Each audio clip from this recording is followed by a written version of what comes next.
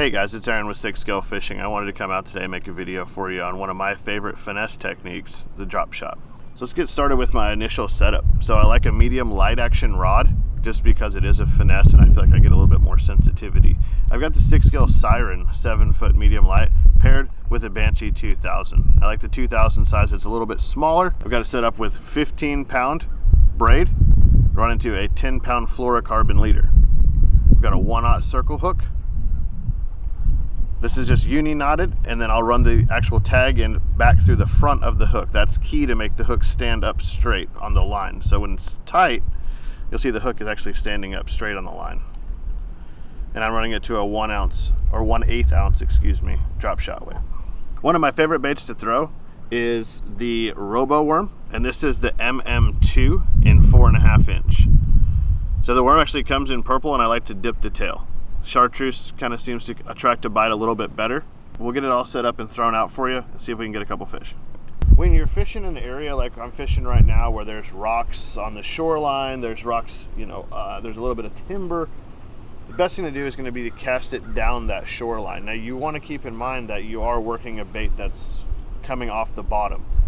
The key to a drop shot is always to make sure that the weight stays on the bottom. You want to keep bottom contact with the weight. That way you can feel this strike on the worm itself. You can also vertically fish it, where you pretty much just drop it right on the side of the boat, depending on your electronics and if you have fish in the area. So with fishing this bait, there's a couple ways to do this. You can either just simply drag the bait, keeping the weight on the bottom and just dragging it along. What I like to do is actually give the rod a little bit of a shake. And you can do that in a few ways. You can either just kind of take your wrist and just kind of pivot it back and forth.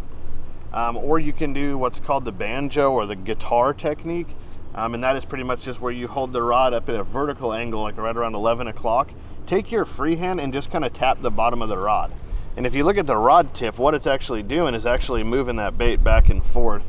I'm not having to move my wrist, I'm pretty much just holding the rod.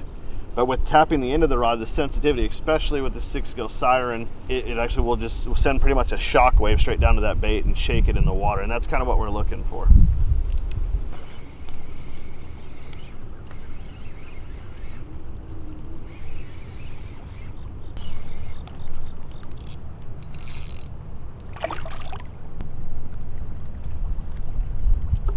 It's almost like fishing a Texas rig or a Carolina rig. You get that thump thump. You don't really want to hook set. You more want to reel down and just pull the rod towards you, not like a jarring hook set like you would do, with a jig or a crankbait or a jerk bait. The reason I say that is because you're fishing a leader attached to braid, and a lot of times you're going to fish like 8-pound, 10-pound. If that fish is in any kind of roughage or cover, you have a better chance of breaking your leader off that way than you do just kind of reeling down and laying into the fish. We really enjoyed making this video for you. Make sure you hit the thumbs up button and the subscribe button. Have a great weekend, and we'll see you in our next video.